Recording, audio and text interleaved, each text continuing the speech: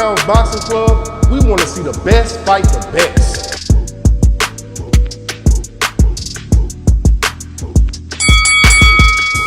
With those pillow fists, you definitely can get an endorsement from Tempur-Pedic. The man can stand in rain without getting wet. You couldn't hit him with a handful of rice. Fight fans, this is the 13th round, where we discuss all things boxing, not our boxing. And on this week's episode, we will sit down with legendary trainer Valrice Cooper, who has trained boxing greats such as Roy Jones Jr., Brad Solomon, and 225's very own Eric Babyface Walker.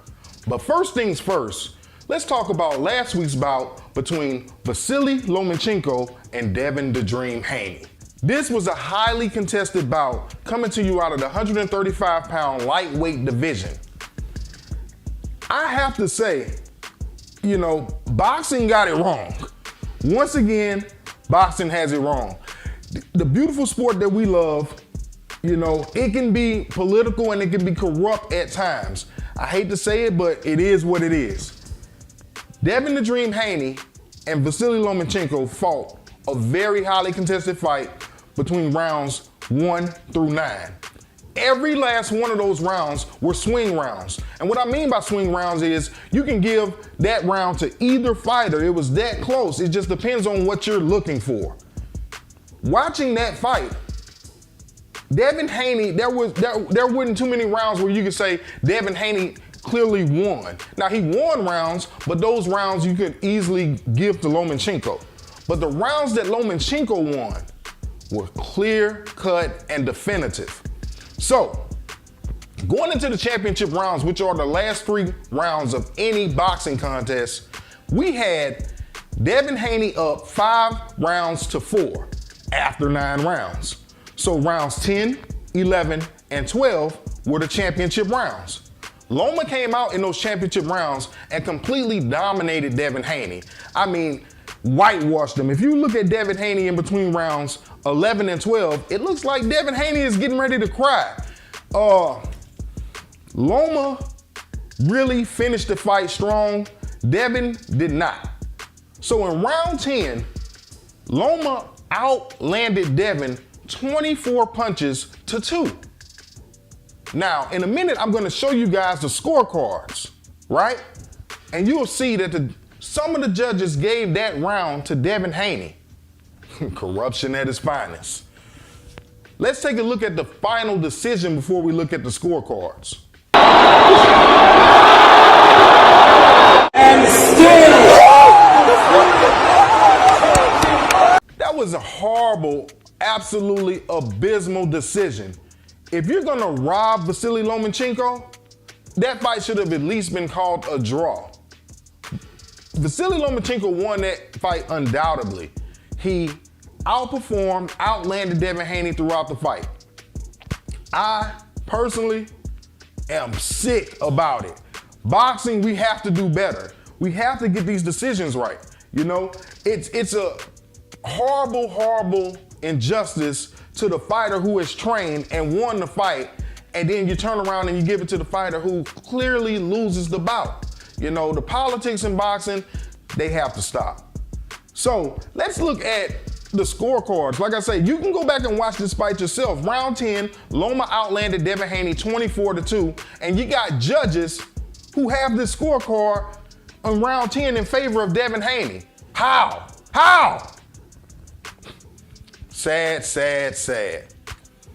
Now this brings us to another topic I'd like to discuss is, you hear a lot of casual boxing fans, they'll say things like, oh, he hit him with a lucky shot.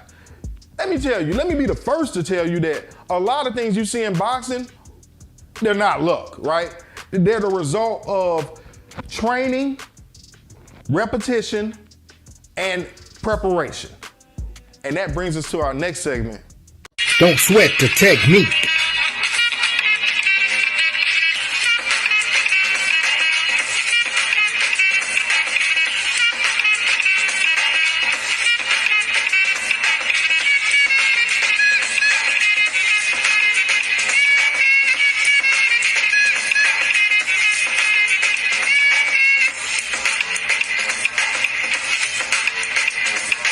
And now, for our main event of the night, we'll take you to our 13th round interview where we sit down with trainer extraordinaire, Cornerman Whop, Valrice Cooper. Ladies and gentlemen, it is my esteemed honor and pleasure to bring to the 13th round a living legend himself. This man served 37 years in Angola State Penitentiary and came out and then went on to train boxing greats such as Captain Hook, Roy Jones Jr., Brad Solomon, and other great fighters. And he's still an active trainer. I present to you Cornerman Whop, Mr. Valrice Cooper. What you say, Coach? What's up, Rounds Boxing? What's up with you? Man, I ain't making no noise, just enjoying the day. About to go eat some fish. We frying some fish and man, just back relaxing, getting ready. We actually we got a show coming up May 27th. So yeah, I'll be out there. Yeah, I'll be out there. We're gonna link up then. We're gonna just get straight into it. Tell us you from New Orleans, right? Born and raised. Yeah, I was born and raised in New Orleans on the West Bank in Algiers. Algiers. Yes, I grew up in the Fisher Project.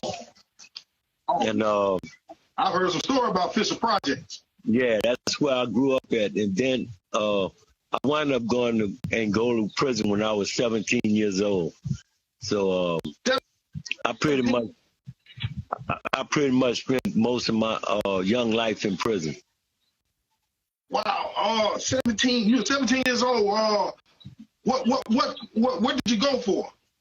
I went for armed robbery. Me and another classmate took some money and robbed another classmate, and they blew it out of proportion like it was something greater than what it was. That's right. It was just between high school classmates. That's what it was between all three of us.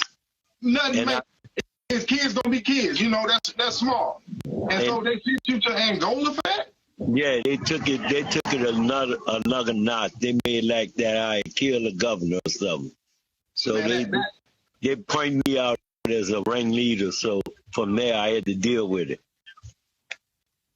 But what they meant for bad turned good.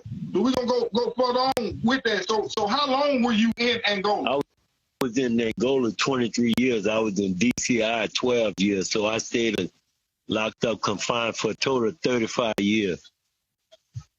35 years, all for armed robbery? Well, I caught a charge while I was in Angola. Angola was not a nice place back in the day. It was considered the most bloodiest place on the face of the earth. When I went to Angola, people was getting stabbed, getting raped, getting killed in front of your eyes and so on. So you had to pretty much be violent. You had to live in that violence. You either had to protect yourself or you were going to become a victim of that violence that Angola was. And then it was a real slave type environment. So while you were in prison, did you partake of like any boxing leagues in prison? Did you box any? When I first got to prison, the boxing ring used to be on the yard. Anybody could participate in a boxing ring on the yard. But my fall partner, Skatehead, one time, he knew I was a little fighter, and one time he had instigated for me to get in a ring with a little guy, right? Right. So I say, sure, I get in the ring with him. And I got in the ring, headgear, everything. I did good for a whole round. But the guy went to beat my damn body up. The guy had slowed my ass down, right? So I was out of breath and everything, but I kept fighting it, but I was tired as hell. The guy went to kind of get with me, right? So it was over, right? So when I get out the ring, I find out I'm in there with the ring with the whole featherweight goddamn champion. Rap a little bit later. I'll see you sooner than later on the 27th or so. Okay, partner. Always pleasure to meet you and kick some boxing with you, man. Yes, sir. Keep doing your. Ladies and gentlemen, that is our time. Please head on over to our YouTube channel, Rounds Boxing Club. Be sure to head on over to MGE. And what you do is hit that notification bell, like, subscribe, protect yourself at all times. We out. Peace.